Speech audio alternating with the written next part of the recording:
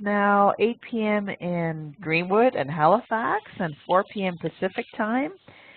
And I am thrilled to welcome you today to, I signed up for this, Collecting Joy to Build Resilience with Michele Darrell. Michele is a proud military spouse, mom of 2 who prides herself in being in the business of advocating for our Canadian military families. You may know Michele from working with the MFRCs. She's been in the system helping families since 2002. Or you may, sporadically, right, back and forth, volunteering or working. Or from her blog, momdaymotivation.com. She is an entrepreneur and a stay-at-home mom. She's a self-proclaimed daydreamer. Michele loves to be creative. She enjoys music and theater and is passionate about photography. So thank you so much, Michele, for being our guest speaker today, for sharing reminding us how to collect joy to build resilience. Thank you for the opportunity. You're welcome. This session is held in partnership with True Patriot Love Foundation and Halifax and Region Military Family Resource Center. We have Kara McNeil from the Halifax MFRC here if you have any questions, and her email is there as well. It truly, truly takes a village, and we're so excited to have you. So without further ado, over to you, Michele. Okay, so I guess the first, did you want to talk about the... Yeah, sure. I'll just talk quickly about the tools. Thank you. Sorry about that. Yeah. So on the right-hand side, you'll see the participant panel. It's here where you can mute and unmute your microphone by clicking on the little icon of the microphone to the right of your name. Just want to try that. Make sure everybody's able to mute. Kristine, can you use your mute for a moment? There you go. And it's a toggle. So you click on it once, it works. You click on it again, it stops working so that you can speak. I personally like to have people unmuted if there's not a lot of background noise in the back, because I love to hear the breathing and the laughter. But if there is background noise, we ask you to mute your microphone. Also, throughout the session, we're going to ask you to raise your hand for various functions, various questions. To raise your hand, there is a little picture of a hand. Why don't you try clicking on that hand so I can see that you see where it is. It's on the bottom. There we go. Kristine, do you see that? Manuel, I see yours. Nancy, do you see the hand on the right-hand side? This is the picture of it. And on the right-hand side, you'll see the hand. And so if you have any questions throughout, you can use that little icon. And also, if you have a yes/no, we may ask some yes/no questions. So just click on the green check for yes, or the red X for no. So show me your green checks. Let's say, is this your first time on a virtual session? Give me a green check for yes, a red X for no. Good job. Okay, so we found all those tools. Wonderful. And the last tool that I'm going to share with you today is the little emoticon tool. You'll see a little happy face. And if you have to leave the session for any reason, just click on the coffee mug so that we know you've stepped away. And it's here where you can give Michele a standing ovation. Go ahead and give it a shot. Or if you have a brilliant idea, you can use the light bulb, choose an emoticon, have some fun with it. So this is how we can know how you're feeling throughout the session. And again, it's a toggle. If you click it once, it works. If you click it twice, it goes down. And the last part that we're going to ask you to do throughout the session is to use the chat feature. So we encourage you to use the chat throughout the session. Ask your questions, bring your comments, and we'll be having some activities with the chat as well. So just to make sure you have the chat, just let me know where you're joining me from today. And if you can chat to all participants, that's fantastic, because if you have a question, so do probably many other people. So we have Santa Maria, California, or Oromocto, New Brunswick. Awesome, my sofa, Eastern Passage. Anything's possible in the interactive virtual classroom.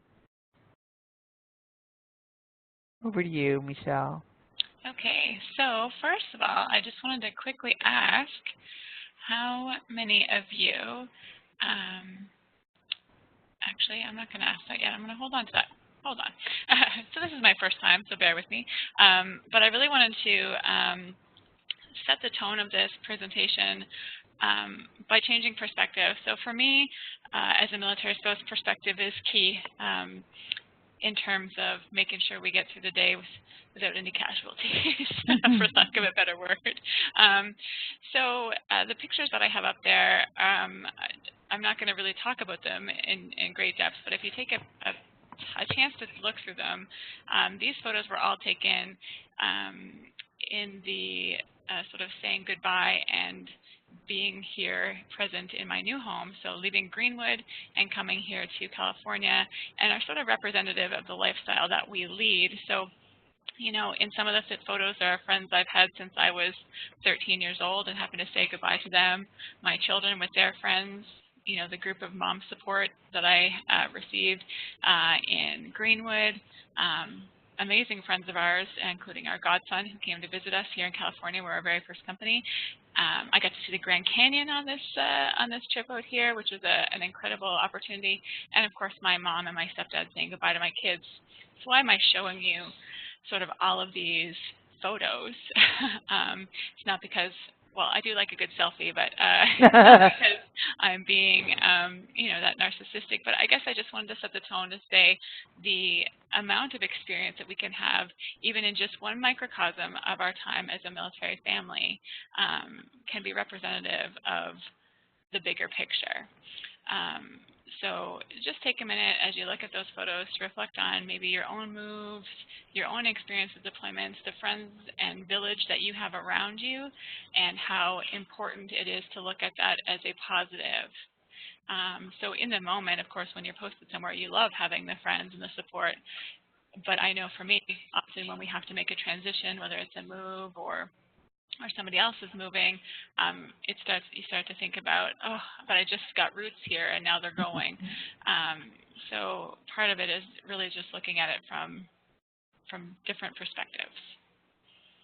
And the idea of collecting joy to build resilience is something we're going to be talking about throughout, but I think that there's a lot of joy in the military lifestyle, and we sometimes just need a reminder that it's there. So, all right, roll call people. So I would like to know a little bit about who is with us tonight. So I see you, I know a lot of you, some of you I've never met before, but we have a little poll that's just come up. So if you can tell us who you are as part of the military family that you're in, that would be fantastic. So for instance, I'm going to answer, and I'm a military spouse, but if you can just check the box that applies to you. And we're going to close the poll in a few minutes. If it's not listed, you can certainly type in the answer below in the other category. And while you're doing that, I will introduce myself, a little bit of my background, and then talk a little bit about the quote that's there. If you can tell, I am using notes, but that's just because I'm nervous. So I apologize for the flipping and the looking. So as for me, like Margaret mentioned, I'm a mom of two. I have two little girls. They are 7 years old and 5 years old. They are crazy, but they're great. And I am a military spouse. My husband is in his 10th year as an active duty Air Force officer.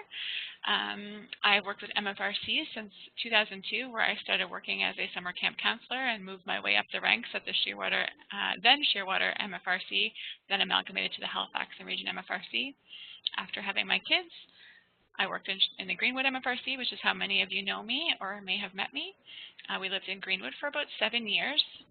Well, my children and I lived there for 7 years. My husband lived there for 6 because last year he was posted to clear Alaska for the year. So we did a year-long IR, which had its moments.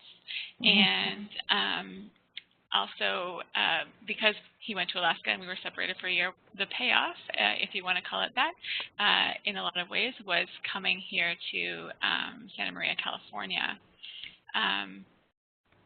which is located with the Vandenberg Air Force Base. So, it's been, I'd say between workups and the IR and getting acquainted here, we've been in 2 years of a lot of transition. And my role in the MFRC in Greenwood was actually as the deployment coordinator, so it was really interesting perspective to be a deployment coordinator who was also experiencing deployment. So I'm just looking at the poll. I think we're pretty much good there. We have mostly military spouses with us and some MFRC, MFS staff, and we also have a veteran family member with us, so that's amazing. Awesome. Okay. So that's a little bit about me. I think I also mentioned just, non-military family-related stuff. I love photography. I've been an entrepreneur, had my own photography business. I like running. Well, no, I don't like running, actually. I love running when it's over. That's what I like about running. But it's a great community to be a part of, the running community. And, I like anything creative. It gets me moving, and I like getting outside, especially here in California. Sorry, guys, where I don't have to contend with June bugs currently or snow. So 2 of my least favorite things, June bugs and snow. All right, so that's a little bit about me. I know everybody's a little jealous sometimes of California, Kara. It happens. Kara's typing in the chat. That's why I'm responding, in case anybody's wondering what I'm talking about. So this whole, there's no June bugs here. This whole thing started with actually a good old Facebook and connecting with friends through Facebook. So Kara McNeil is someone who I just adore and worked with in Halifax. And she said, hey, how about you do one of these WebEx things? And I thought she was kind of joking. And then a few days later, I came across this quote by one of my favorite gratitude collectors or inspirational sort of gurus, and her name is Dr. Brene Brown, and the quote is there on the screen, and it says, "Joy collected over time fuels resilience, ensuring we'll have reservoirs of emotional strength when hard things do happen." And this was like a massive aha moment for me. I don't know if anybody wants to chime in here, either audio-wise or chat-wise, to see if I can get, sort of how it might be applicable to military life for them or in general. We can get a hand up or chat to me. So, Michele, you said it's a brilliant quote. Why do you think it's a brilliant quote? You can speak if you like. Just make sure you're, there you go. Oh, gosh. So I feel like it really speaks to me, especially lately, because I'm trying to find even small moments throughout my day that allow me to get past the hard moments. So even if it's just a daily thing, it doesn't even need to be a long term, even if it's just like... Absolutely. And I think that's what it hit for me too, Michele, was really this idea that these little moments of joy, whether it's, I know you have a beautiful little baby girl there who gives you plenty of great smiles and good moments and some challenging ones too, but even those little moments that are just the big smile or the big hug, those are the things that are the joy for sure. I agree. I'm glad. And I think Michele Greensides had just posted up here as well. Take the good when you can get it and pull from that when times get tough. And I think that's so true. I think we have to really, kind of think about it as collecting this sort of reservoir of stuff that we can say, you know what, it's not all bad. It's not all bad. And that's military family life, but that's any life. That's career life, that's mom life, that's relationship life, But we'll apply it today too, of course, being part of a military family. Did anybody else have anything that they wanted to share there that I missed? I just think it's a really great reminder.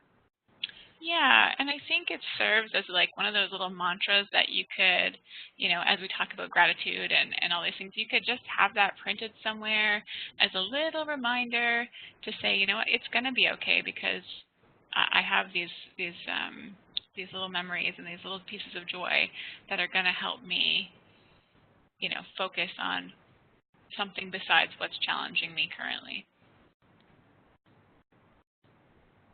Okay. So, I promise this will not be death by PowerPoint, but I think it's, I think it's really important that we talk about the key concepts that I'm going to be discussing tonight because I want to make sure that we're all on the same page in terms of the definition that we're discussing. So I'm going to go through, literally going to read through some concepts and their technical definition. If you have something you want to share, please do so in the chat if it applies to one of those concepts, something that you think would be a great sort of add-on to what I'm saying. And then we're going to take a look at one of my faves, Dr. Brene Brown, and she's going to talk to us about joy and gratitude. So I also talk too quickly, so please let me know in the chat if I'm getting ahead of myself or if I'm rambling, because that happens. So the first of all is gratitude. And literally the definition says a state of being grateful. Not always helpful, but these all come from Merriam-Webster Online. And so it just comes from gratis, which is thankful. And I think gratitude, thankfulness, is just that piece of us that is thankful for what we have or thankful for an experience. So when we're talking about gratitude, it's things that we can be thankful for or that we are giving thanks for. Okay? I'm just going to keep it real simple, so that's how we're going to call that one. Mindfulness, which is huge in terms of the practice of gratitude, is the practice of maintaining a non-judgmental state of heightened or complete awareness of one's thoughts, emotions, or experiences on a moment-to-moment basis. Also such a state of awareness. So being mindful is really just being present. And I don't know about y'all, but, oh, see, there comes I've been below the border there a little bit. I said y'all. You did. I know a few Southerners, so it wears off, or it wears on to you. But yeah, so I think mindfulness, which I wasn't right there, is just being present and in the moment. So it's really, right now I am looking at, these sort of papers, but I am really trying my darndest to make sure that I am taking in everything that's going on around me. And mindfulness is so hard to do. You're right, Michele. It is a hard thing. I have this friend of mine, Charlene. For those of you in Greenwich, you might know her.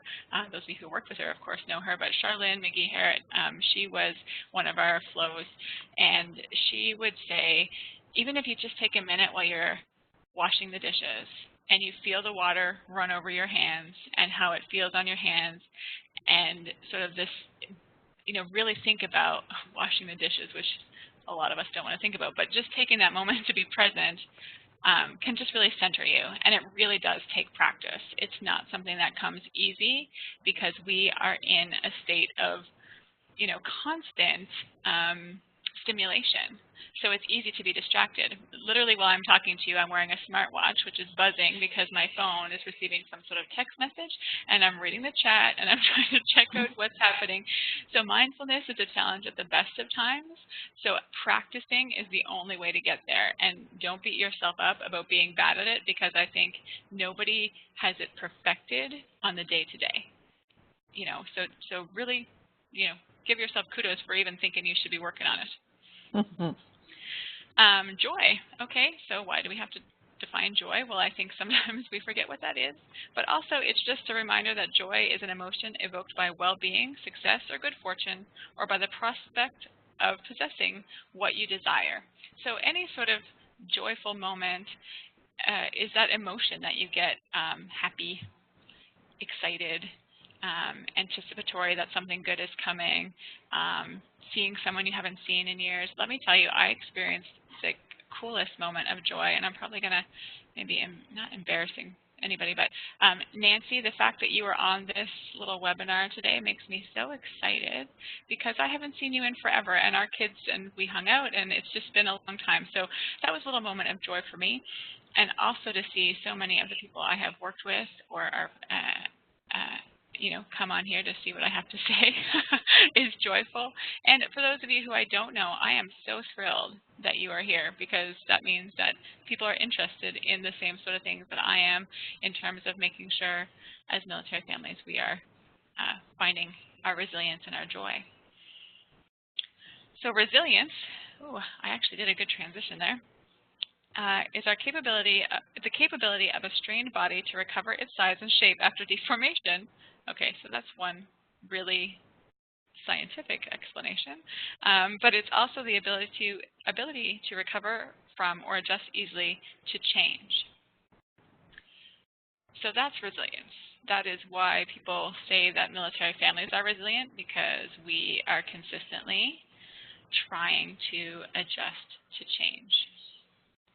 I'm just going back for a second here in the chat because I'm new to this, but I just noticed that Nadine had posted that we lose sight of the fact that we are human beings and struggle just to be. And I think you're talking about mindfulness there, and that is so true. We are not superheroes or have super strength. And I think you're right, Diana. I think that we do forget what joy is because it isn't always extreme. So this all ties together. If you're seeing a pattern here, it's because all of these things should come together. Joy is found in the mindfulness and the gratitude and the practice of all those things. And we have to really work on that to see the joy in the things that aren't, my spouse just proposed to me in the middle of a stadium, these huge moments of elation, because the joy normally is in the little things. But that, I think, leads us to vulnerability as well. And vulnerability can be described as those who are capable of being physically or emotionally wounded or open to that sort of damage or criticism. So vulnerability is something that people don't like to talk about, because being vulnerable is something that we hear often in our lives that is a negative. People often look at vulnerability as something that they don't want to be. They don't want to be vulnerable or open to that sort of hurt or even that sort of love, really. So vulnerability is something I think that is hard to be open to. So we're going to be talking about vulnerability in these concepts, because as military families, I believe that we are vulnerable when we don't want to be, because we have to be, if that makes sense. And I think because of our lifestyle, we get opened up to vulnerability very easily. So we tend to withdraw from vulnerability and put up a bit of a wall. And yes, okay, here we go. Look at that. I'm excited when people are chatting. There is a stigma to vulnerability, Nancy. You are so right. Because being vulnerable often looks like weakness. So when we're talking about vulnerability today, I want you to change that perspective, like I was saying at the beginning, and think about it as a positive. And yes, vulnerability can definitely help us grow, Tammy. It's certainly a pathway to growth, more so than I think we think often, because being vulnerable is often being open to new experience, new opportunity, new challenge. And it is not a weakness. It is a pathway. Absolutely. Love that. I'm going to write that down. Not even joking. Okay. So the last one I want to talk about is authenticity. So authenticity is worthy of acceptance or belief as conforming to or based on fact that paints an authentic picture of our society, or conforming to an original so as to reproduce essential features. So, okay. That's the definition that they give there.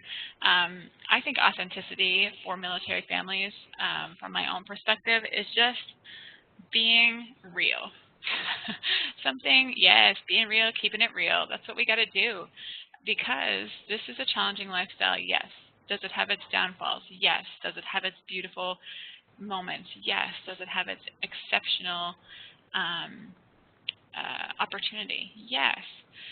But in any of those things, we have to just keep it real. I think that in a day and age of social media, keeping it real gets a little harder, or realizing what is real is a little bit harder. So I should have put this quote up here, actually, but somebody had put on Facebook one time, ironically, don't compare yourself to social media, because what you're seeing is everybody else's highlight reel, not their behind the scenes. I will slow down. Absolutely. I know I'm going a little quickly.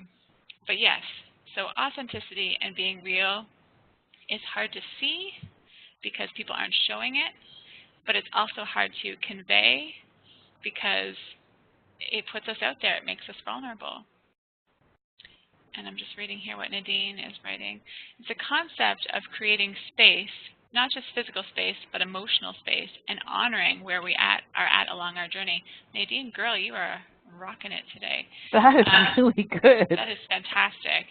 Yeah, and I think you're right. I think we are creating a space, not just that physical space, but emotional and intellectual space to be who we are, and who we are is sort of based on where we are at on our journey. And I think that's really key as well, because I don't know, I'm going to do something here. I'm just going to go rogue for 1 second and ask if anybody can put their hand up if they feel like they have changed once or multiple times during their time as a military family member in terms of growth. So who has seen themselves grow and evolve through their time as a military spouse or family member or member? Yeah, I'm seeing, oh yeah, okay, yeah. Lots Great. of green checks too. Lots Whoa. of green checks, lots of hands going up. So yeah, I think that authenticity piece is really, knowing, being authentic in your moment, your journey as well. Yes, we do need to be vulnerable to be authentic, Dinah, and that's the key. So we don't often want to be authentic because that makes us vulnerable, and that's scary because there's a stigma. And so all of these things, like I said, right, they just come together full circle and are all dependent upon each other. And I do believe that we are right, and we do need to let ourselves feel the full spectrum of emotion, which is also a little bit scary because sometimes feeling those emotions and opening ourselves up to vulnerability can feel overwhelming. So the idea here is that we take all these concepts and we figure out how we're going to use them to see, I'm holding my hand up there. Okay. How we're going to use them to get us to a point of joy and resilience. So I'm going to have us watch here a little video from Dr. Brene Brown on the link between joy and gratitude, and then we're going to have a little discussion afterwards about thoughts on that video.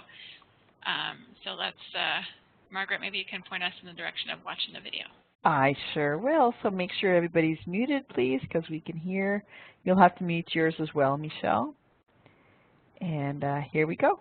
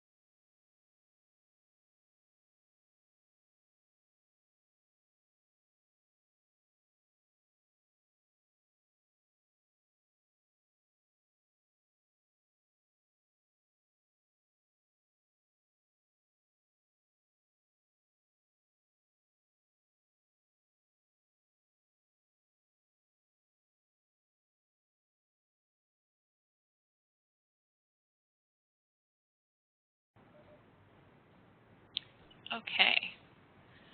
Whew, she's awesome. I just love her because before I ask this question, I love her because she is the things that she walks the walk, you know, and she's somebody who I think is authentic in the best way possible. If you hear any more of her interviews, one of my favorites is a session she did with Oprah on Super Soul Sunday. If you have a chance on podcast to listen to that or to see that on YouTube, you really should listen to it because she owns her authenticity, which I think is something I aspire to do, and I hope that I can teach my kids to do. So beyond that, I wanted you to think for just a minute, and you can take a minute to really think about it because I think it's an important concept. But can you find an example in your own life that connects joy and gratitude? Because I think the key learning from that video that I saw was that joy does not equal gratitude, but practicing gratitude leads to joy. So if anybody wants to share either with their audio or in the chat, I would love that. But take your time and raise your hand when you're ready. An example in your own life that connects joy and gratitude.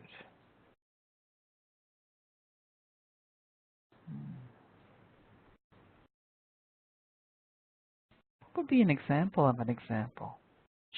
Okay, so an example of an example for me is I think that when I am, for instance, as I got here in California, I was, you know, I got a lot, oh, you're going to California, that's amazing.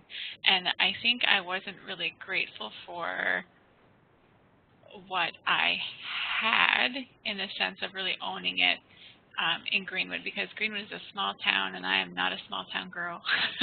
And so when I really started thinking about the gratitude for the people and the experiences I had in Greenwood, I could find joy in the letting go, if that makes sense. Okay. What is an example in your own life that connects joy and gratitude? Okay. So Kristine has her hand up. Did you want to share, Kristine? You're muted, don't forget. Oh, Diana as well. Hi, Kristine. Did you have your hand up? No. Okay. Perhaps Diana? Yeah.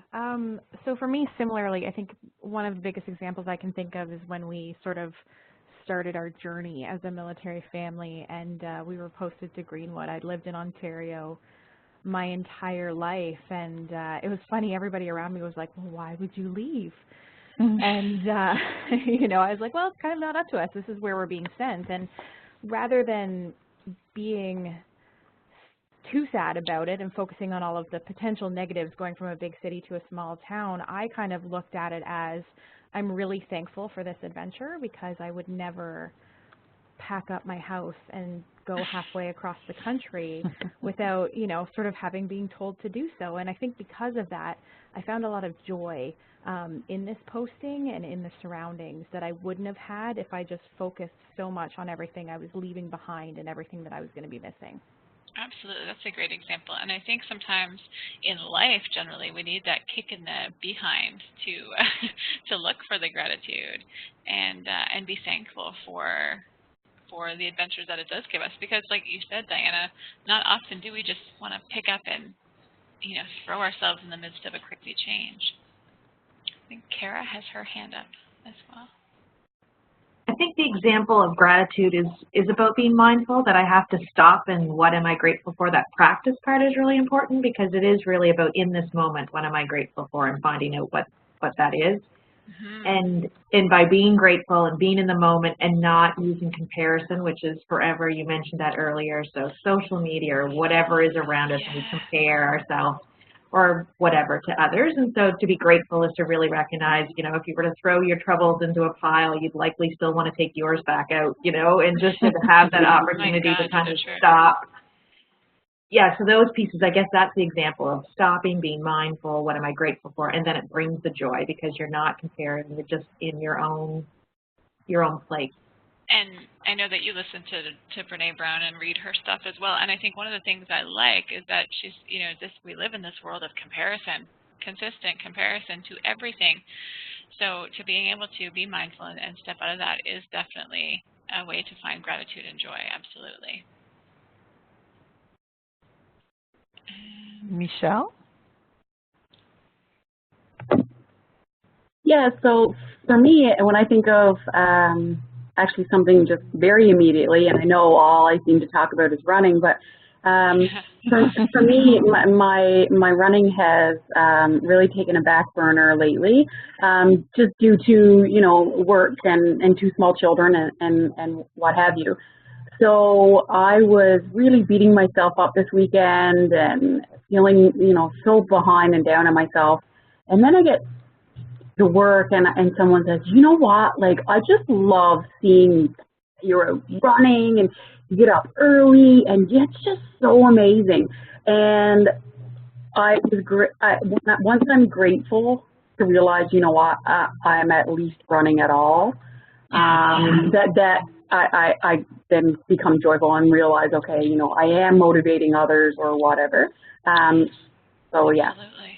And I think running or sport in general can be one of those motivators that can be both really fulfilling in terms of your physical energy and your emotional energy, but it can also be a hard spot for comparison. It can be a spot where comparison can be your best friend or your worst enemy. So I think good for you for reminding yourself that getting out there at all, especially with work and kids, girl, I know it well, it's not easy. So kudos to you for, getting that one foot out the door, because that's the hardest part, and being, finding the joy just in that run or in that moment as well, that someone says, hey, thanks for inspiring me, is such a way to build that little reservoir of joy. And like Kara had mentioned, it's so easy to compare when we are invited into everyone's lives so easily. So as, half of my friends are running, the Blue Note half and full and Fredericton and back-to-backs and ultras, and you're like, all I run is a measly 5K or whatever. It's so easy to slip into that comparison mode, whereas, And I think it's funny that you mentioned that, because before the session started tonight, Margaret and I were talking about something she had accomplished, and I said the first time I ever ran 10 kilometers, I've never been so elated in my entire life that I could accomplish something so great. Subsequently, having done training for half marathons, 10K, 5K, 2K, half a kilometer starts to look not as great, because you're comparing yourself to yourself and also to everybody else. And I think what you have to go back to is remembering those moments when in the journey it was so freaking awesome to accomplish those little things. That's what keeps you moving forward. And running is a great example of that. And girl, I was with you this weekend. I was missing the Blue Nose something fierce. I know. The little things become the big things. When I was first starting to run, I very vividly remember a moment when I ran for 3 minutes, and I remember looking to my husband and feeling like I had conquered the world. And now, if I ran for 3 minutes and stopped to walk, I'd get down on myself. But I had to remember that, at one point, that was such a huge task, So it's funny because I remember it, and that kind of imprints in your brain. Absolutely. Thank you for sharing that. So Tammy. Hi. So big gratitude, joy when I hear this. For me, I mean, we adopted 4 girls, and Margaret, I know you're aware of that, and so we were a family of 4 and became a family of 8 instantly. And I can tell you the joy that the gratitude, I mean, there was times during the transition for them and also for us. And then all of us, when I say us, I mean us as the 4 and then them as the 4 transitioning into the 8. Wow, what a transition. And then also transitioning back to Canada from San Diego, another transition that all happened. And so the joy during that, with so many different transitions the resilience, all these things, great gratitude, mindfulness, all these words come in to mind for me. But my joy is every night to see those smiling faces of the children, all the children, just the small things in life, we just heard it here, become the big things, and keeping it real and authentic. So I just got goosebumps. Thank That's you. incredible. Thank Absolutely. you for sharing. Thank you for sharing. That was incredible. To find joy in the smiling faces every night. I think that's lovely, Tammy. Absolutely. I think Michele had her hand up as well. Yes. Awesome. Michele, you're muted, though. I'll just unmute you. Oops. Go ahead. So mine's a little bit different, but a few years ago, I was really down on myself because I realized that I couldn't go to school where I wanted to because I was a military spouse, and then I had my daughter and blah, blah, blah, blah. And then once I accepted where my career path was going next, and I became thankful for the opportunity that I had to be able to stay home with her while doing school, while my spouse was away, it made me feel joy and appreciation for the opportunity that I got to stay home instead of what I had originally envisioned. But I'm very grateful for the opportunity to even go to school. So I think that's where my joy stems. Absolutely, and I think that's really important, you know, that acceptance piece of your journey leads to joy, right? Because acceptance is directly linked to gratitude. You know, you don't have to be grateful for it right away. Yeah, it took a little bit of time for me yes. but once I did accept it, it converted straight to joy and appreciation. And yeah. Good for you. And that's a great example, because this lifestyle does sometimes get forced upon us in that way, and we do have to learn to sort of accept the circumstance. And once we've accepted it, which sometimes takes a long time, sometimes takes a brief time, but once you've accepted it, you can start to feel grateful for the opportunities that it brings, and therefore you can transition, like you said, or translate that into joy. That's cool. Awesome. Well, Michele, I have one other point that I'd want to bring up. When we were speaking about running and how, you know, we were hard on ourselves, and then somebody turns around and says, wow, you know, you're an amazing runner, you're doing great. I think we find joy, human beings find joy in the opportunity to tell others how we appreciate them, if that makes any sense. Absolutely, and celebrating others is one of my absolute favorite ways of talking about joy, because I think that all too often we are shy. We are a shy culture. We're afraid to offend or talk even when it's a positive, and I think we need to, you know, be putting that positivity back out there. Oh, thank you. And I think when we're putting that positivity out there by even just recognizing somebody's hard work or success, that brings me joy. I feel good for making them feel good, and I feel like then they're going to pay that forward as well. It's like a snowball effect.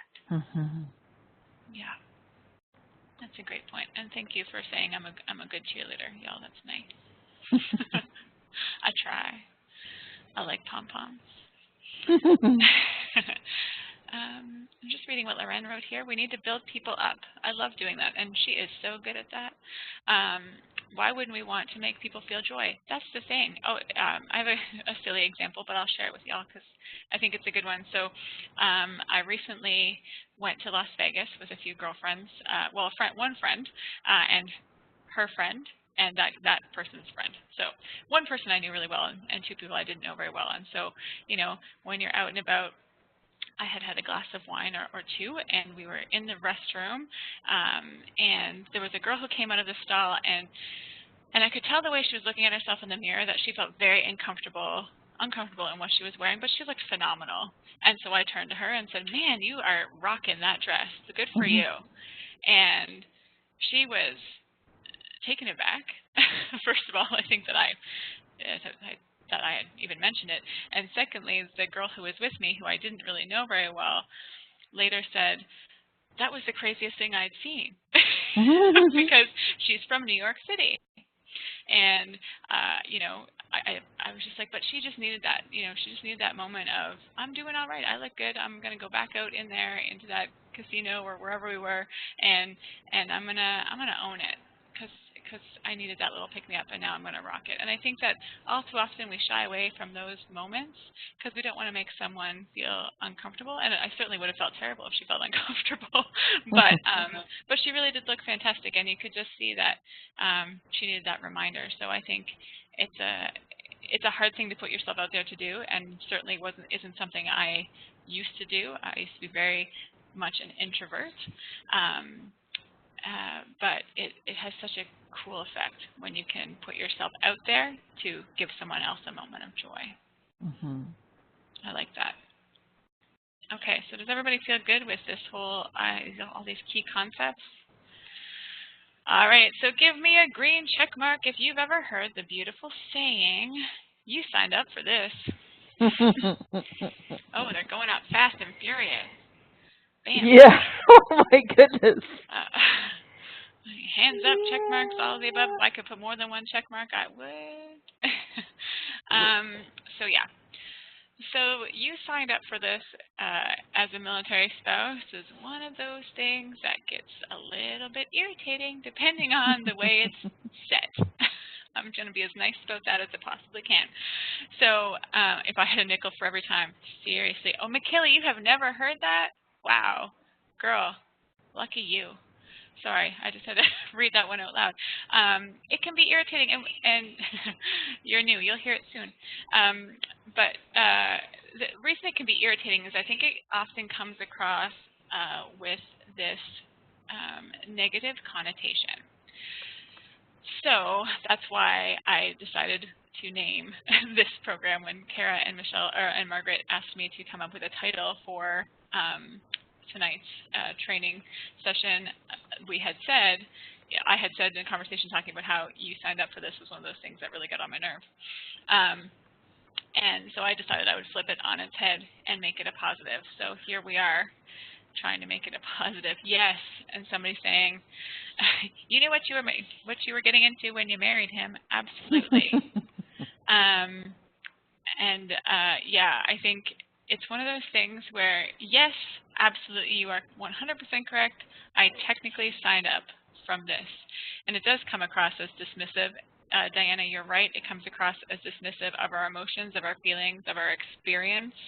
And I think that it comes down to talking about things like resilience. So I've worked with MFRCs for a long time.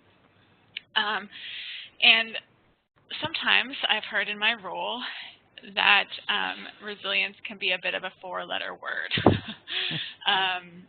So I'd like to know if anybody can tell me why they think resilience might be something that they don't want to be told they are. So if I called you resilient, oh, you're a military family member, you're so resilient. How could that be perceived potentially as a negative? I'm just going to let y'all think about that for a second. And you can raise your hand or type in the chat if you wanted to share. Michele, is your hand up from before?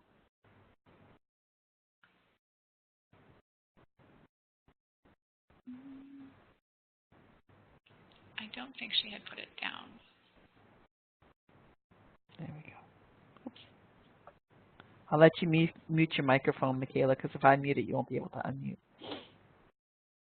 But Diana has her hand up.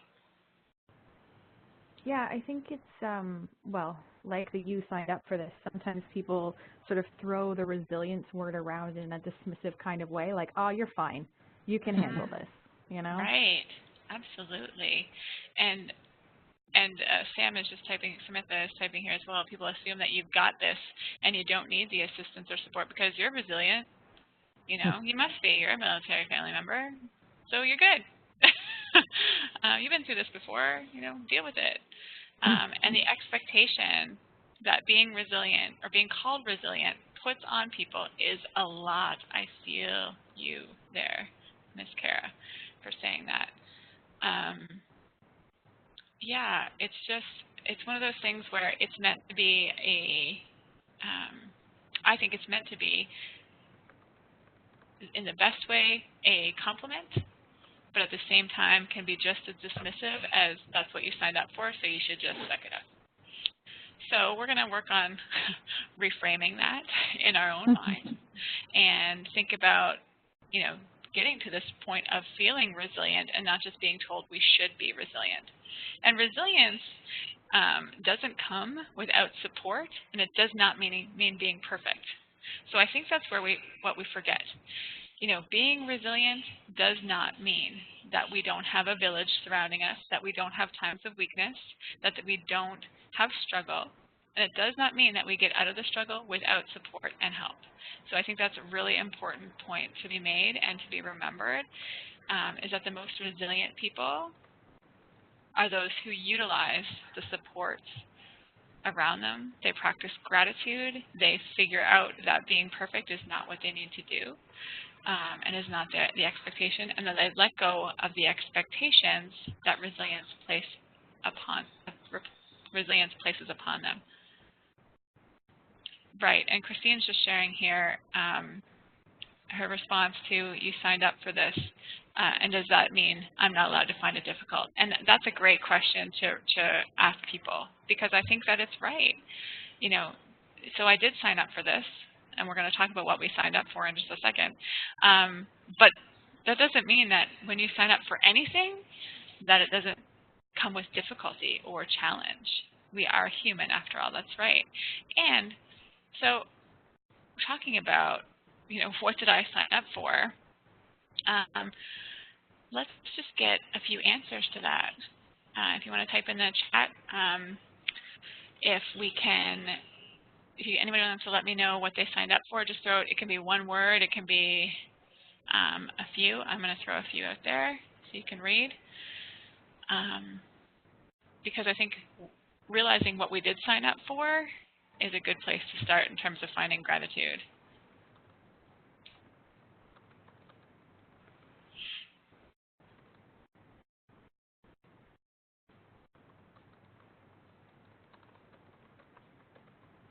I signed up to be supportive. That's great. Great one.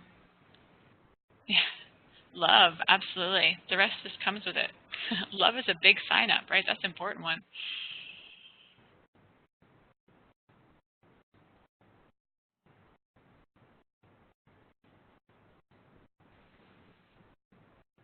And I just, Diana, we are on the same brain. I just signed up, wrote stability, and you wrote security and instability.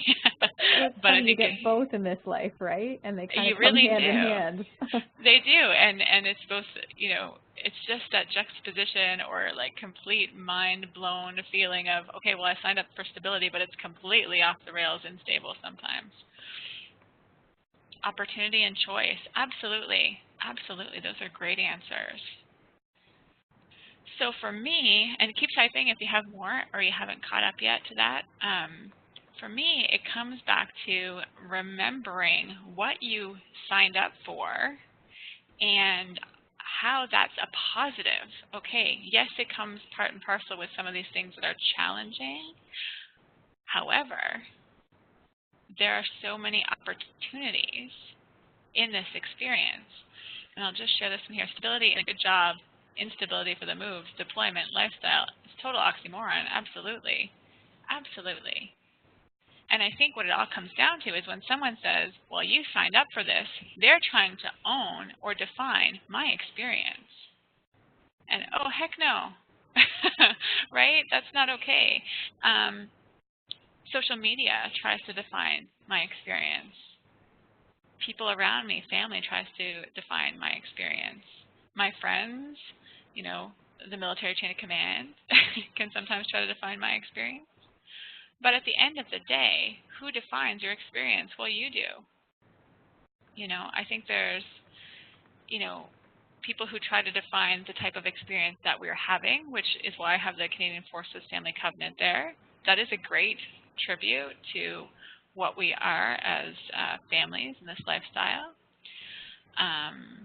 But I think when we really look at defining our experience, these things that you are saying you signed up for, like compassion, friendship, seeing the world, thinking outside the box, and inside the box and around the box, like that's how we define our experience, and that's the make or break. That's what turns you signed up for this from a negative to a positive in my book. So it's that whole idea of being grateful for the things that you are experiencing and dealing with and you've journeyed through, because some of the things we're grateful for are not the times when I couldn't sleep for days on end because my spouse was deployed. I'm not grateful for that. I've moved through that experience. I'm flexible in my lifestyle, absolutely, and I am proud of myself for being, yes, Nadine, an amazing problem solver, or I'm proud of myself and the person I've become through my journey, and that is what I signed up for. Maybe part of what I signed up for is also growth and development, you know? And yeah, turning things on its head. So Diana had a long deployment last year. Her husband was deployed for quite a while, and so she got to go to Italy. Amazing way to look at that. You know, the deployment was difficult. I know Diana would be okay with me saying that, and it was long, extended long. But you know, there's a moment of joy in that experience.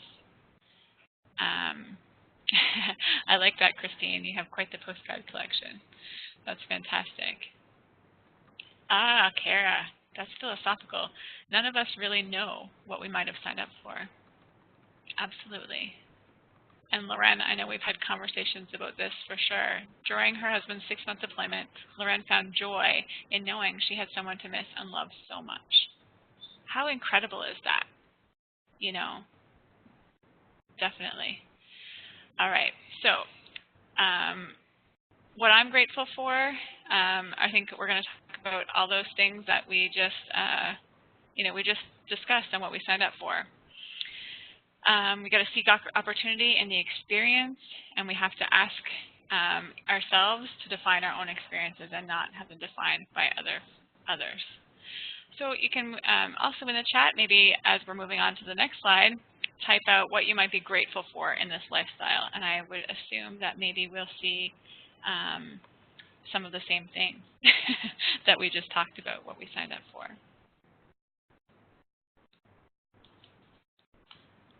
So as you're thinking about that, I did want to put in a little bit of a disclaimer here that obviously when I'm talking about this lifestyle and the joy that we can find in it, there are a few things and challenges that come up that range outside the usual moves and deployments and can move into more unique or intense concerns like operational stress injury or PTSD or just other extreme challenges that can come up for folks. So by no means do I want to say that those things should be nullified or negated or made lessened by the idea of finding gratitude and joy. But while these unique experiences can add additional challenges to how we get to finding joy, those who find themselves practicing gratitude and mindfulness, for instance, can use this in their healing. So I think it's really important to say that if you have a family member who's been impacted or you yourself have been impacted more deeply by the weight of the military lifestyle, that even just practicing these mindfulness and gratitude pieces can get us, can help us in healing those. So I just like, one of the things I like to say is that there's always something joyful waiting for us. Some days we just have to dig a little deeper to find it. And I like what you guys are saying here in the chat. You know, learning a new side of yourself, seeing new adventures, jobs, and experience, houses, fitness, financial stability. These are all fantastic, fantastic things to be grateful for. Seeing new parts of the country, new skills. Yeah, and just seeing the support that's there as well. So I think when when you're struggling at any point, thinking about these kinds of pieces of gratitude can be really helpful in the journey to support you through this military lifestyle.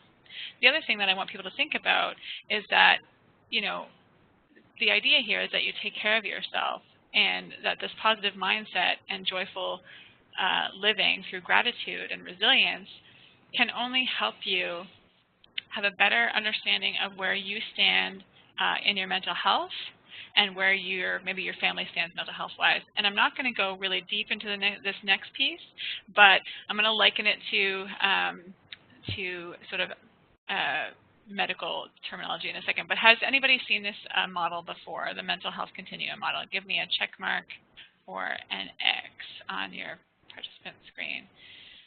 I know some of you have. Green check for yes, red X for never seen it before. Okay. So quite a few of you have seen Michele, this. do you have a red X there? Or the green check? Ah, there you go. Okay. Stephanie, red X, green check. It's harder to do with your phone. Yeah, with the phone. Okay. So the mental health continuum model is something that military families and military members can use to sort of see where they stand in their current mental health capacity. So the reason I mention this is not to give you a big spiel about about this model, but really to talk about the idea that being healthy or ill, mental health-wise, it's on a continuum. It can fluctuate. It will fluctuate, but the idea is knowing where you are, what your norm is. So this list here is just a way for you to take the pulse on your own mental health and well-being and that of your family. When I was taking the Road to Mental Readiness training, one of the things that stuck out for me is if you were doing something and you broke your leg, you wouldn't get up and try to walk away and say it's fine. You would hopefully seek medical intervention and get a cast.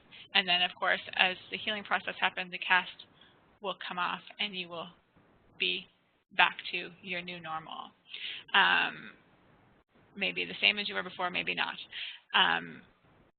This is the same for mental health. What we want people to understand is that you could use this to sort of gauge yourself, where you're at, and decide with support from your MFRC or your family or whomever, friends, if you needed to have a medical or an intervention, or you need to seek additional supports. There's lots of options out there for us, but if we don't know someone is feeling less than well, mental health-wise, it's hard to help. So we're going to try to, not delve too deep into this. It's a whole program in and of itself. But basically, the idea is we want to get people to a point where the stigma is lessened, obviously, on mental health issues, generally speaking, but also in our military family, if we can do that and start using these terminologies like green, yellow, orange, red to talk about how we're feeling, we can maybe, negate some of the stigma against talking about our mental health concerns. So we will, this is something that will come in your after-session email, just as a tool for you to have. If you want more information on the mental health continuum model, you can certainly contact your local Military Family Resource Center for a wealth of knowledge on that and programs that discuss that more in depth. But I really wanted people to have a tool to take a pulse on their own mental health when they're talking about gratitude and joy and trying to find that resilience in their life. Okay, did anybody have any questions about that before we move on?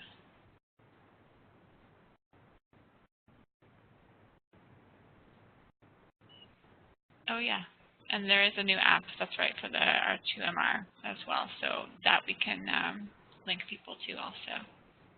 Okay? All right, so, we're talking a lot about let's collect the joy, but how do we do it? So here's what I have gathered in my, in my thoughts about how we find some steps to collect joy. And I think we want to allow ourselves to be vulnerable. You guys made some really good points about vulnerability being a pathway, and I think that's so true. Vulnerability is a pathway to many things. We have to practice gratitude, and that is a practice. those of you who practice gratitude already know how challenging it can be, and it can be really simple. So much as I have literally written down something I'm grateful for on a napkin to put into my journal later. I have tried to practice gratitude in helping my oldest child manage her emotions, but it's all practice, and it's something that, like anything healthy eating or running or learning how to play the piano, you have to do over and over again to get comfortable with it. And I think that's definitely one of the largest pathways to collecting joy. Smile more. So this goes back to our conversation about spreading positivity and joy to people, giving people that boost when they need it, acknowledging people's successes, and giving them kudos for that. Practicing self-care and mindfulness. So we've discussed mindfulness and being in the moment and how crucial that is for gratitude. And also this comes with self-care. I think knowing that we need to take care of ourselves is something that has been taken away from us for a long time and is now coming back as like, oh yeah, guys, you can't help anybody else if you don't help yourself. I always liken it to the airplane, the directions and exits are here and here, and if the mask falls, put your own on before you put somebody else's on. That comes, relative to everything. You can't fill somebody else's cup from an empty jug. Okay, that's right. Fill your own cup first so it can overflow to others, Lorraine. That's so true. So really making sure you take care of yourself is crucial. And that does, self-care, if you like Pinterest, Google, whatever, self-care, everything from spending 75 hours at a salon for all kinds of money comes up to have a little box, self-care box at home that has some, for me, has like nail polish, a chocolate bar, a magazine, whatever in it, and I can pull that out when I have a few moments to myself to do a little something for myself. Running, photography, if I do that by myself, then that's self-care for me. And it looks so different for everybody else, And I think that, sorry, I'm just reading. I lost my train of thought. I was not being mindful. Nadine's, I like this. I like to use the concept of contentment versus self-care because that is a lot of pressure to practice self-care. So try to think about the last time you were content, and that's self-care at its best. Absolutely. And I think self-care is sort of this catchphrase that everybody's using these days, all the cool kids. But I think what it really comes down to is taking a moment to breathe, take a bath if you need that, take a minute, be grounded, absolutely. I like this. Had a friend who was a Navy wife with 5 kids. Her self-care was bedtime is 8 o'clock, and after that, I don't have to be nice to anyone or anymore. Absolutely. I love that. And I think it's just about knowing where you're full of giving. That doesn't make sense, but you've depleted your stock, and you need to refresh, right? It's not always about actions or things to do. Absolutely. It's definitely not always just things to do. It sometimes comes in those packages, but definitely isn't just that. I think part of this also connects to setting goals for yourself. We can collect joy in the things that we accomplish. One of the big things I had to accomplish in my transition from Greenwood to here was my inventory of my home. That was not my favorite thing to do, but it was a goal. Once it was finished, I was so grateful to have done it because it was a huge step in the moving process, and it allowed me to sort of move forward. It's nice to be able to accomplish goals that we set for ourselves. It doesn't have to be military lifestyle related, but setting goals and making them SMART goals, so measurable, time-bound, all of those things, is key to making goals and feeling joy from them. And the bathroom is definitely a good place to have self-care. I love this. I've once locked myself in the bathroom with a bag of Oreos. Absolutely. Heck yes. I would definitely go to that party too, Michele. Greensides, that's a good call. You have to find an outlet. I think that sometimes we need an outlet that's not just complaining to our spouse or having every conversation at the dinner table be about, you know, the thing that we're transitioning or the change that's coming, but also somewhere to get out and let some of it go. So one of the things that Brene Brown talks about, again, is, you know, creativity leads to vulnerability, it leads to gratitude, it leads to joy, and creativity doesn't have to be sitting and painting. It could be anything that you feel gets your juices flowing in one sense. So running, any of those things could be whatever works for you. It's very personal. And I think the last step to collecting joy is sometimes you just have to dig deep. Sometimes finding something to be grateful for, something that's joyful, you have to dig deep to go back to that place of reframing the hard things to find the gratitude, to get to the joy, to build resilience. It's a process, right? It's a process. And the kudos to you, Kristine, as a Navy wife for 25 years. Thank you for all you've done. That's amazing, and I love your sense of humor. So I need a volunteer who would maybe take a moment to read this quote for me out loud.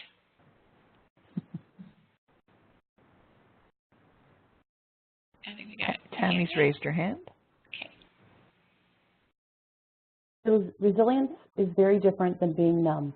Resilience means you experience, you feel, you fail, you hurt, you fall, but you keep going.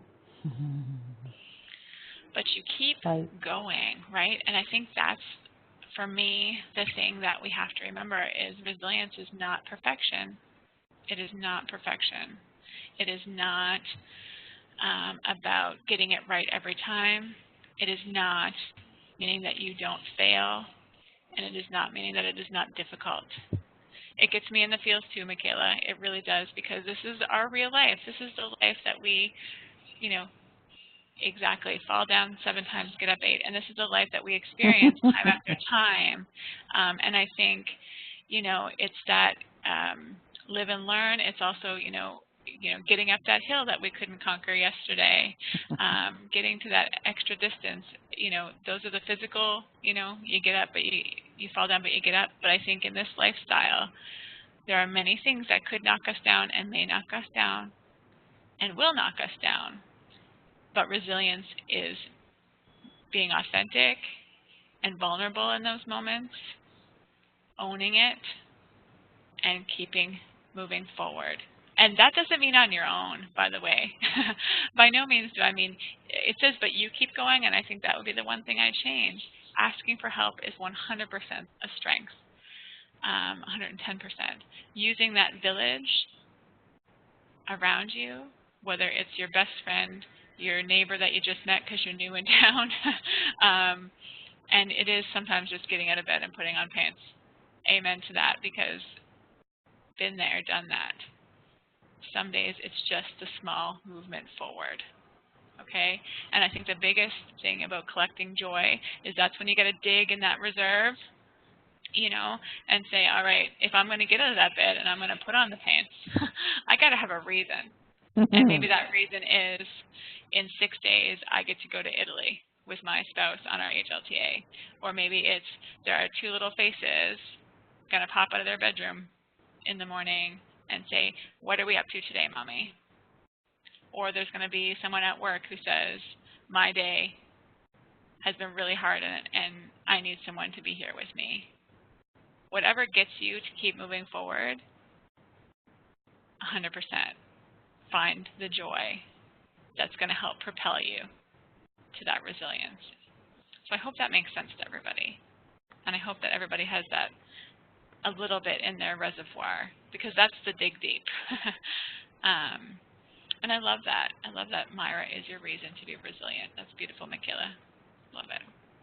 Okay, so here's some benefits. Oh, sorry, before I go to that, Kara has that quote there. If you want to read it in the chat, that's beautiful. From Elizabeth Gilbert. The woman I love and admire for their strength and grace did not get that way because shit worked out. They got that way because SHIT went wrong, and they handled it. They handled it 1,000 different ways on 1,000 different days, but they handled it. Those women are my superheroes. Absolutely. Quoted by Elizabeth Gilbert. Thank you, Tara. That's such a beautiful quote, and it's true. It's so true. The people we think about the most as our inspiration are not the people who had it all handed to them, if anybody really has ever had it all handed to them. But it's the people who got shit done. Absolutely, for lack of a better word. That's all right, Kara. I'll take the onus on the swear word. I just used it too. So now what? So yeah, we're going to be thankful. We're going to practice self-care. I'll have an open heart. I'll be authentic. So if you're doing all those things, what's supposed to happen? Well, then that's where you find the gratitude, and these are some of the health benefits of gratitude here. I found this, sort of infographic because it was really important to me to know that there were some benefits to this hard work, because practicing gratitude, finding the joy, it's all a challenge. But it's worth it. And so, you can take a look at those there. My favorite is that it actually has, these sort of great physical response things as well, like reduced heart disease. Who doesn't want reduced heart disease? Come on now. And sleep. Good grief. Everybody needs sleep. And sometimes that's the one thing to go during a deployment, during a move, when you're solo parenting, when you're solo living. Let me tell you, I think I slept less when I didn't have little ones and my husband was away than since I have them. They make me tired. So when we're talking about the benefits of gratitude, the question is, why is gratefulness crucial to the well-being of Canadian Armed Forces families? So if I'd like to get a few answers on that, so you can either put your hand up or type in the chat. Why is gratefulness crucial for the well-being of Canadian Armed Forces families?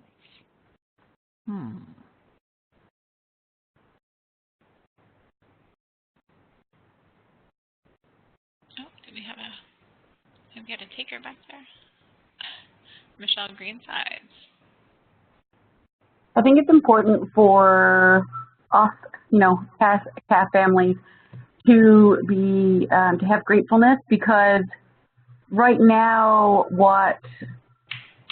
I may be extremely grateful and having a good experience, whereas maybe somebody like Michele is going through a deployment. Well, the roles will be reversed soon enough, whereas I'm experiencing that and needing to maybe pull from her kind of tank. Because things can flip on a dime. We're all really just in this together. Absolutely. Great point. Really great point. And I think that in that as well, looking for things to be grateful flips our perspective on its head too, right? This is challenging, but, this is what's going to come, what's going to follow with a positive.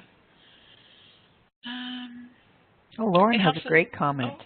Yeah, I was just looking at that. I think if we are grateful, it passes down to our CAF members and it makes a better atmosphere for everyone.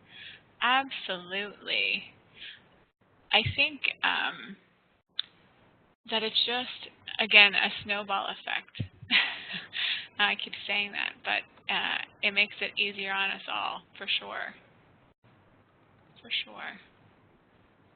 Doesn't mean it's not difficult to get to that point. Lorena is one of these people I know who has really grasped gratitude and uses it daily in her business, in her home life, and I think it's definitely admirable. I'm just reading some of your comments. Absolutely. I like this one from Samantha. I think if we're grateful for all the quirks of the CAF lifestyle, it makes difficult times sting a little less. You can pull on the good times to get through the bad, if that makes sense. And that absolutely does make sense. Absolutely. When we were traveling here, and we got to do some really cool things on our trip from Nova Scotia to California as we drove across. And social media would show the good, wonderful fun we had and all that stuff. But I think what people didn't see, because I wouldn't have shown them at that moment, was that the minute we pulled into town here in Santa Maria, I cried like a baby. It was really tough. That was it. That was when it hit, you know. It really hit that, oh, so this is home. And it took me weeks and weeks of practicing gratitude to get to a point where there wasn't once in a day that I missed everything so badly that I was in tears or texting a friend to say, I don't know if I can do this. And, you know, going through those photos of our trip across, looking at the technology we were using to communicate with family back home and friends back home, and being grateful for 5 minutes at a time was really what helped me get to this point of vitality in my life here.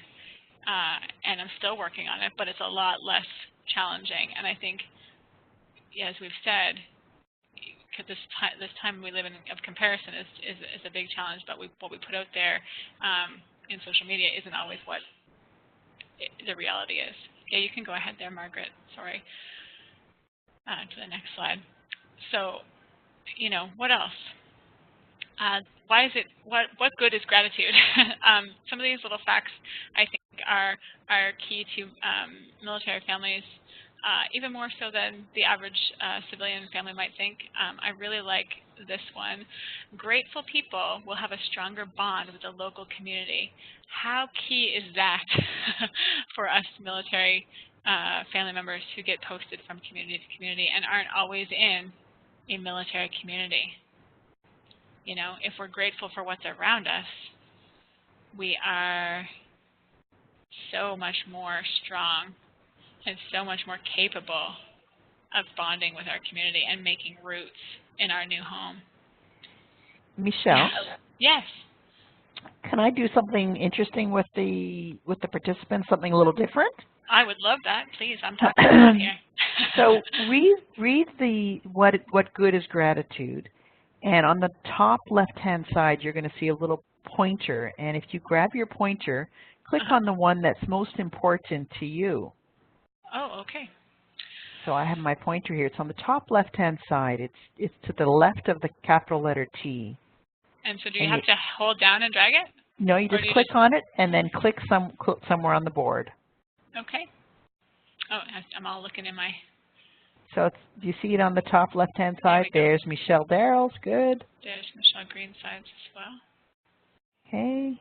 Nancy, Tammy, grab your pointers and just pick which one is most important to you. Yeah. Nadine? I'm loving that people are liking this relationship one as well. So true.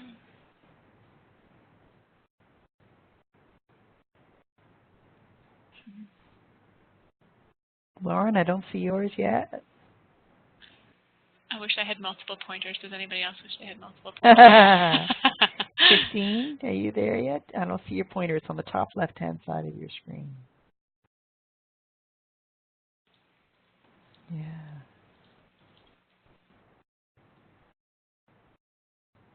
So Samantha, why is gratitude related to age so important to you? Why did that one stand out? And don't forget you're muted.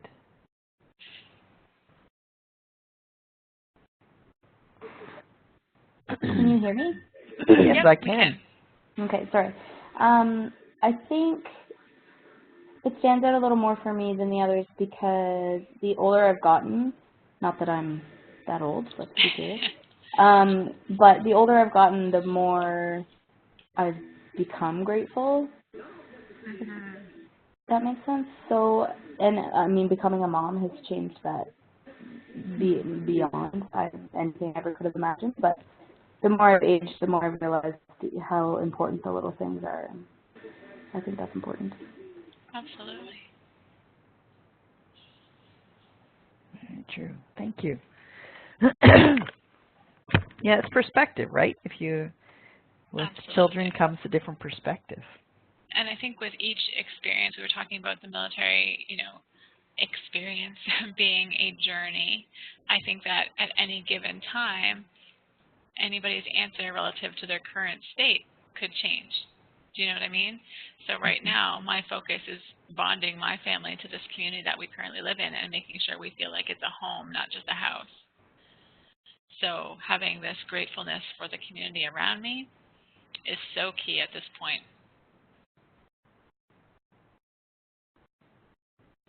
I'm curious about Nadine's also. So Nadine is typing here in the chat as well a quote. The lifestyle is likened to this. Training in equanimity is learning to open the door to all beings, inviting life to come visit. Ooh, I like it. I like it.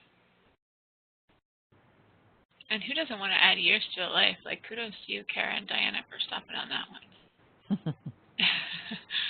And like I said, I think at any time, any of us could click on multiple of these. I know I said so many of these are crucial to my well-being. I didn't type it very well with like no capitals, no punctuation. Sorry, guys. It surprises me about the teens that are less. I know, isn't that incredible? So as a mom, I think when we were originally talking through this practice last week, Margaret, I mentioned that to you, and that I thought, you know, how incredible is that? That they get in fewer fights, they're more likely to get better grades, and they're 10 times less likely to start smoking if they're practicing gratitude and feeling grateful. That's incredible. Incredible. But yeah, and I think, you know, practicing gratitude and putting these images up and, you know, using the terminology in your family, in your day-to-day life, in your, you know, career or your practice with clients or whatever it is, just, you know, moves us and propels us to a community and a culture that will be more grateful. It's much like the mental health continuum. I taught that to my kids after I came back. In a very rudimentary way, let's be honest. But I taught the mental health continuum to my kids in a stoplight form, thanks to Kara, actually. And, you know, within minutes, they had that down. And still at this point in time, you know, 3 years later, I can say to them, okay, what are we at? Show me where you are on the stoplight. And my kids will immediately let me know, you know, how their emotions are based on a stoplight. So even if we're talking about gratitude, you know, can you find a grateful moment? What are you grateful for today? It can stop us in our tracks and make us actually think about, you know, the emotions that we're having or the emotions that our children are having and why. In that video from Brene Brown, she said something kind of cool. Now I got to go back and find my note. But it was basically, it's like a little window into the soul, a soulful window into the lives of others. Gratitude. I think that's cool when you know what other people are grateful for. Okay. Does anybody have any other comments on that infographic? Okay. So I think we'll move on to the things that I know for sure, which is very few. It changes daily. Let's talk about that. There are only so many things I can know for sure. But here's what I do know and what I've learned from just being me. And I do try to practice authenticity the best I can. It's tough for me, but that I know that when I lead with my authenticity and my gratitude, that my days are better. When I am me and I am real and I can look at you all or see you in the grocery store looking like a hot mess with my mom yoga pants and my mom bun, like I through the war and go, yep, it was a day, but that's all right. I'm on my way to get some ice cream. Michele? Yes? No joke, like 2 days ago, I left my house for the first time in like 3 days, and I saw everybody I knew, right. And I literally looked like I just crawled out of like a hole, I'm sure. A hole. Yeah, girl, I know that hole. That's called the deployment hole. Yeah, like, that's a real place. And I saw everybody, like everybody. It's not actually me. Yeah, I know. It's challenging. It's challenging, but you know what? That's, in my opinion, and you know, feel free to agree or disagree, but in my opinion, that's leading with authenticity. True. Own it, and you know, and when you go, you know, put that and gratitude in place, girl, you're all over it. Your days are going to get better. Michele Green says, is your hand up to chat, or was it just there from before? Sorry. Okay, it's gone. My bad. I got confused. I flipped back and forth, and I shouldn't do that. The other thing is, some days it's a lot of work to find joy. Okay? You know, I got a little if you know me well enough, I'm a crier. So I did get a little choked up a few minutes ago when I was talking about arriving here in Santa Maria. It still brings that like gut-wrenching moment to reality, but that's when you gotta dig deep. And that's not easy either. Sometimes I need a bigger shovel, believe me. But it is a lot of work to find joy. So don't compare yourself to others walking around. And I'm one of them. If you follow me on Instagram or whatever, I'm throwing up, it's mom slay. Like, I'm going to get through the day and start the week off awesome. Those are, like, literally to try to propel me to have those thoughts. They're not because I'm over here, I'm joyful, I'm awesome. And so some days it's a lot of work. And we need to be okay with that. And you have to be willing to put in the work, because if you want to get through that with success, I think you do need to put in the work. And yeah, I like that Kristine says it's a natural beauty to look like a hot mess, which I love. I rock the natural beauty often. The other thing I know for sure is there are a lot of things I do not know. So I am not the holy grail of things to know on gratitude. I might even, hasten to say Brene Brown is not the, person. Oprah is not the person.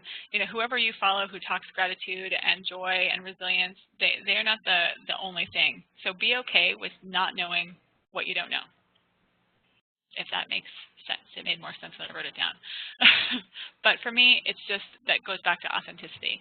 If I just don't know. Maybe my opinion on all of this might change in my next part of my journey. But what I do know is that it's working for me right now, so I'm going to go with it. What else I know? I am resilient, I am strong, but I don't always have to be the most of anything. Hands up real quick if you ever feel like you have to be the best at everything. I know I'm not alone. Oh, there we go. Okay, more. Good. Excellent. Don't leave me hanging. and it's not like, people don't mean to put that kind of pressure on you. Chances are, for me, I'm half the time thinking I have to be the most of everything because I'm putting it on myself. I have, 2 kids who I'm trying to socialize here and get to know, people in their community, and I'm trying to make friends, and I think my house has to look perfect and, has to be this way or that way. And it's a lot of stress, Tammy, you're right. We put it on ourselves a lot of the time. And what I do know, and I'm still learning, I know it, but I have to practice it, is that I don't always have to be, or really ever have to be, the most of anything or perfect. Progress, not perfection, is like my favorite saying. I may have it like tattooed on my whole arm as a reminder at some point. But we do have to just let it go sometimes and be like the world's okayest mom, or like the world's okayest spouse for a little bit while we try to sort something else out, right? And you're right, Tammy, kids can teach us so much about looking in the mirror and seeing what kind of stress we put on ourselves. Yes, I love this saying. You can do everything, just not all at once. Heck yes. And I'm doing my best at this moment. This may not be my best moment. Oh, that's going to go on my other arm. The last thing I know for sure is that I signed up for a life of grand adventures, which includes a broad spectrum of emotion. You know what? And that's pretty much the life I want to lead. I want to feel the things, and I want to do the things, and I want to love the things I do and feel. And I think there's a lot of pressure on us to be resilient in that you signed up for us way that people talk about, but let's flip that on its behind and say, yeah, okay, I did sign up for this, but this is what I signed up for, and isn't it fantastic? It has its bad days, believe me, but this is what I wanted. I want a life full of experience and adventure and so much emotion. And if you know me, you're probably laughing because I am an emotional girl, but I try to own it. I spent so much of my young years trying to hide that vulnerability and authenticity of who I am, and I have figured out that when I lead with gratitude and authenticity, life is much better, much better. So those are the things that I know. And oh, does Samantha have a question? I am not on that page. Samantha, do you have a question? Don't forget you're muted, Samantha. You have to unmute before you can speak. Oh, you just moved your, Okay. okay, good. It gets confusing when I'm reading the question and the chat, and then I haven't looked at the other thing. So I wanted to show you guys my blog, shameless plug, for my blog. It's not because I think that I have the world's best blog, but it's because here's where I share a little bit about my life as a military spouse, my life as a mom, my life as a woman in general, and I think that we're going to bring it up here. Ooh, it's so fancy. Yes, we're going to share your blog. Look at this. Okay, how about... Are we still just waiting? Yeah, we're just waiting. There we go. I'm terribly impatient, apparently. We do have to be patient. I'm also a control freak, so when it's not something I'm doing, I panic. But I'm so glad it's not me in the same breath, let's be honest.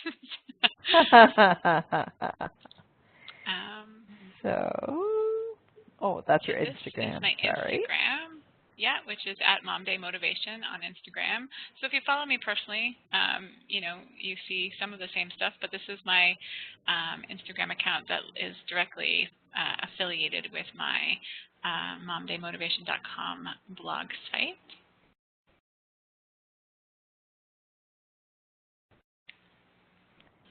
There. Now, can you see the Mom Day Motivation? Before we get into the website, just bring your mouse right up to the middle of the screen and find the participant panel, and then just give me a green check when you have it. So that way, if you need to speak, you're able to do that. And that's where you'll find the chat as well. So bring your mouse right up to the middle and look at participants, and then give us a green check. So I'm only seeing the Instagram. Okay. I don't know why. Well, let's try this one more time. Stop sharing. My technology is being really difficult today, everybody. It's been a day of there we go. Things. That'll work. Let's see. There we go. Monday Motivation. Look at that.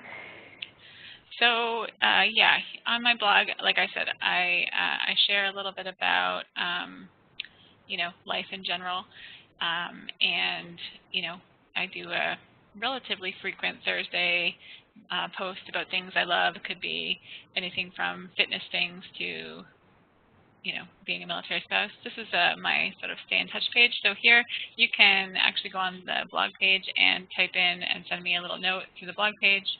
It has my Instagram photos on it. It also has the website, or sorry, my email connection, and any other ways to check in with me or contact me. So that's a way to do that. Wonderful. Yeah, it's for me. This blog came about because I needed something to do with my brain when I got here.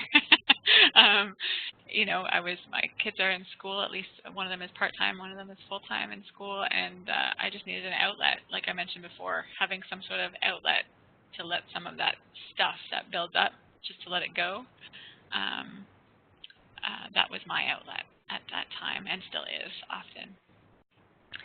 Great. So we encourage you to connect with Michele through her website, and we'll send you the website link in her after-session email. Yeah. Did anybody have like an aha moment today that they want to share, or something that really struck them as standing out in terms of something they learned from something I had to say or another participant had to say that they want to share with us, either vocally or in the chat? You can raise your hand if you'd like to share your aha moment. I love aha moments. I love to hear them. It's kind of a private thing too, so I get it if people aren't really.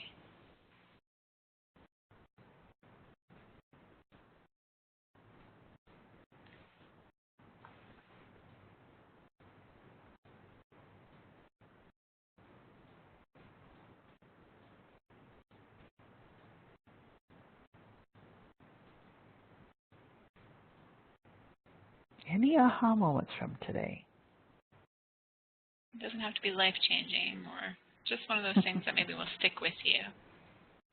one of mine is the Elizabeth Gilbert quote that Kara shared, which was great about people still handling things. Nancy. But, yeah. Don't forget you're muted. Am I unmuted now? You are. Oh, lovely. I don't know if I had any particular aha moments, but I'm just really glad that I stopped in, I guess, and checked out this. Is it a webinar? I'm not really Yes. sure what it's called. Okay. I just find it sometimes. I think that you talk about like self-care and all those joyful things, and I think this was a good reminder for me, and I really just appreciate it in general. So I always love a good talk about resilience, and I really found this inspirational, and I'm really glad that I'm here today. Oh, I'm so glad you are too, Nancy. I'm so glad. Oh, thank you. And I'm gonna check out your. Are you gonna send out any of this presentation to? So there will be an after session email that comes out with the video link and some resources and some information. Okay. Yes. Yeah, absolutely. I want to check out that lady some more. So. Yeah, Brene Brown, she's pretty fantastic. And then once you start delving into some of this stuff, and this is for everybody, but once you start delving into like, I'm going to look up more about Brene Brown, then she'll talk about somebody who's inspired her, or you'll find something else that leads to something else. It's kind of like, getting sucked into Pinterest. You're just looking for one recipe, but the next thing you know, you get all these recipes. It's the same kind of thing, in my opinion. And Diana, did you have an aha moment as well? I saw your hand up. Yeah, I was just going to say that slide where you shared the definitions, I think, is a really good reminder that, vulnerability, weakness, strength, resilience, joy, gratitude, these things are all kind of connected, and it's cyclical, and they take work. And, we hear so often, you've got to be positive, you've got to be strong, but, it's okay to feel those other things, and those other things can actually bring us to that place where we can feel strong and positive again.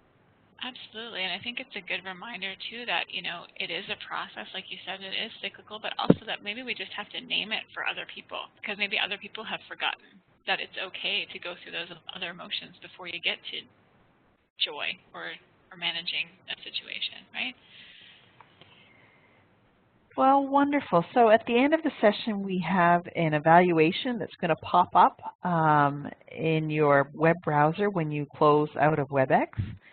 I just want to take this moment to thank you. Like, I'm feeling so grateful for your presentation, Michele. You've really got a gift in sharing great information and facilitation as well. Even in this crazy new virtual outreach it's way. definitely new for me. Definitely. We're very thankful for the partnership with True Patriot Love Foundation and the Halifax Region MFRC. Thank you so much, Kara, for coming on as well. And we'll be sending you an after-session email with links and information. To log out, just click on the X on the top right-hand side of your screen. And thank you so much for coming tonight. Yes, thank you, everybody. I am certainly grateful for you all. And we'll be here for questions. If you have any questions, we'll be here. But to exit out, just click on the X on the top right-hand side of your screen. Thank you, everybody, for your kind comments. Those are sweet. I will stop the recording now.